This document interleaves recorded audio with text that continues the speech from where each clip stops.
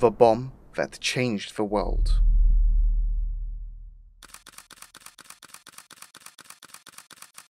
On the morning of August 6, 1945, a B-29 piloted by Colonel Paul Tibbets would change the course of history.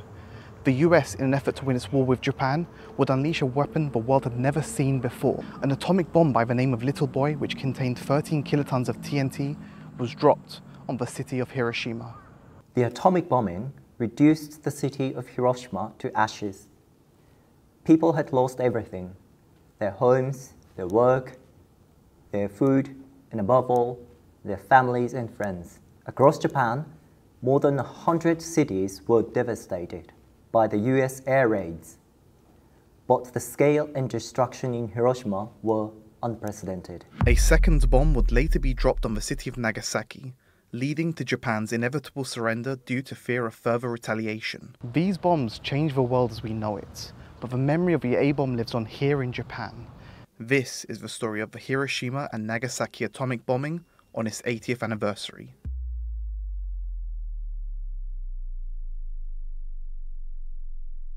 My name is Terumi Tanaka.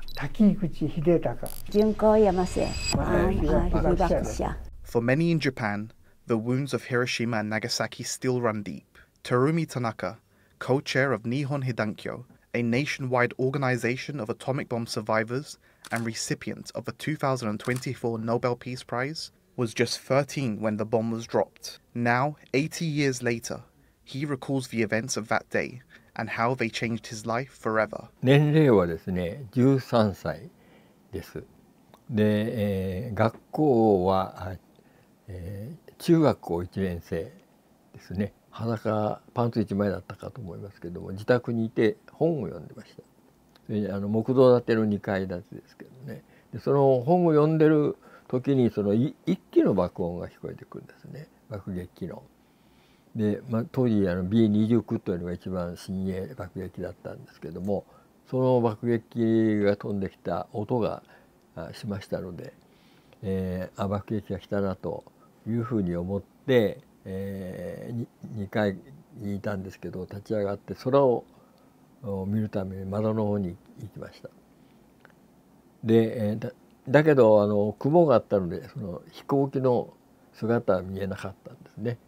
で一機しか聞こえてこないわけですから、爆撃をするということはもうまずないと思って、偵察かなんかをして通り過ぎていくだろうと思った瞬間にものすごい光が広がったわけですね。で本当にもう周りが真っ白、何も見えなくなるというような光です。で音もなくバッと光るわけですからね、びっくりしまして、でちょうどまだ立ってた時でしたから、窓まで行ってね戻ってくる、立ってた時だから、そのまま階段をね駆け下ります。で駆け下りて、目と耳を塞いで、伏せます。でその直後に伏せると同時にですか、その伏せると同時に私は気を失っちゃった。町全体が壊滅しますのでね、一発の原子爆弾で壊滅しますので、それはもうたくさんの人が亡くなったりして怪我したりしてるんですけども、でだからそういう格好で死んだ人たちがね、長崎の場合は5ヶ月、その後の5ヶ月の間にいっぺんに死なないでも5ヶ月の間に、7万人死んでるんですね。ですから、400メートルのところに住んでたおばさんの一家は潰されたうちで、そのうちの中そのまま焼かれて、私が3日後にその現地に入るんですね。というのは、私の家から爆心地になったところの間に、ね、丘があるんですね。200、300メートルの我々は山と言ってたんですけど、コンピュラさんと言ってて山があって、だから直接はもう見えないんですね。大火災になっていても見えない。ただ上空が、真っ黒の雲に覆われて、やがてその真っ黒の雲の下がね真っ赤にこう燃えてる火が出てるものです。赤くなるとかですね。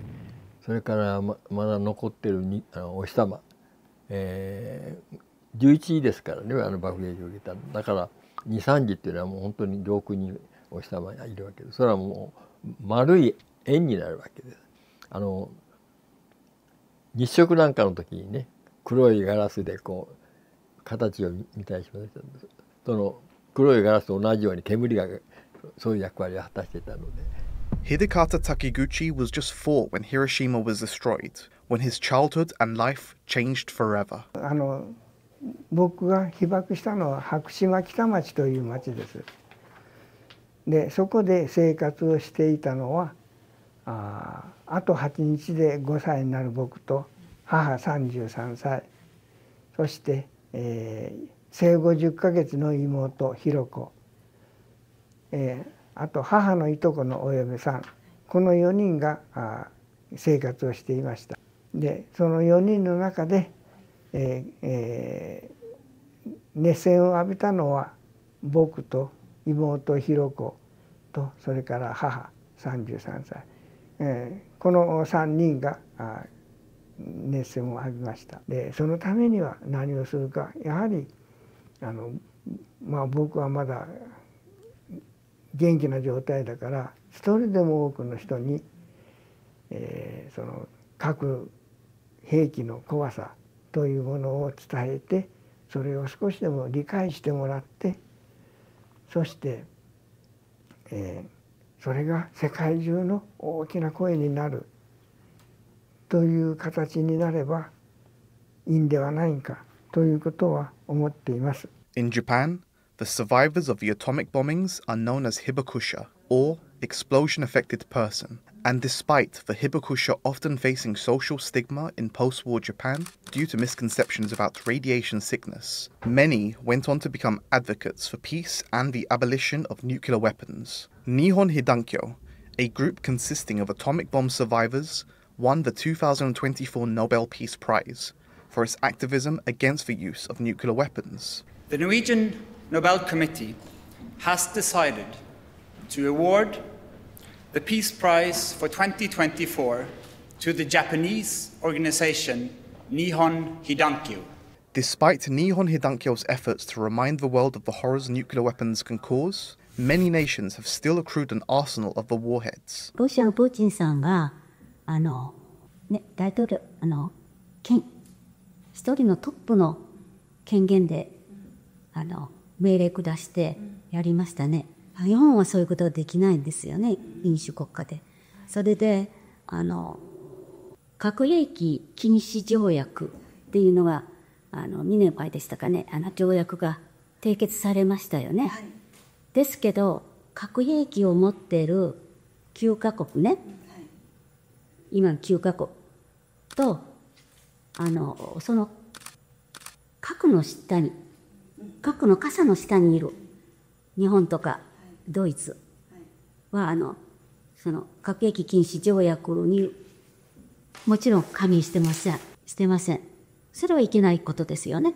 アメリカに遠慮してるんでしょうけれども、でも他にも軍拡、世界のどの国も軍事費を増やしてますよね。いけない。そしてロシアもイスラエルもインドもなぜ戦争を始める前に話し合いをしないのか。話し合いっていうのはすごく大事だと思うんですよね。実力行使に出ないで。9 countries possess nuclear weapons at present, and with the Ukraine-Russia conflict ongoing and Israel committing a genocide in Palestine's Gaza, the threat of nuclear warfare is always looming. If anyone believes that Israel is fighting Hamas, doesn't understand what's going on. Israel is ethnic cleansing the Palestinians. Israel is committing genocide in Palestine. What happened in World War II for the Japanese was also an ethnic cleansing, was a genocide, was a war crime. Not only the bombardment of Hiroshima and Nagasaki, but also on destroying Tokyo, as an example, destroying Japan. So Japanese went through hell, and we are today going through hell too. What fell on Gaza since 2003 until today, we can say estimated of 90,000 tons of bombs. And the radiation of these bombs are more than the Hiroshima and Nagasaki.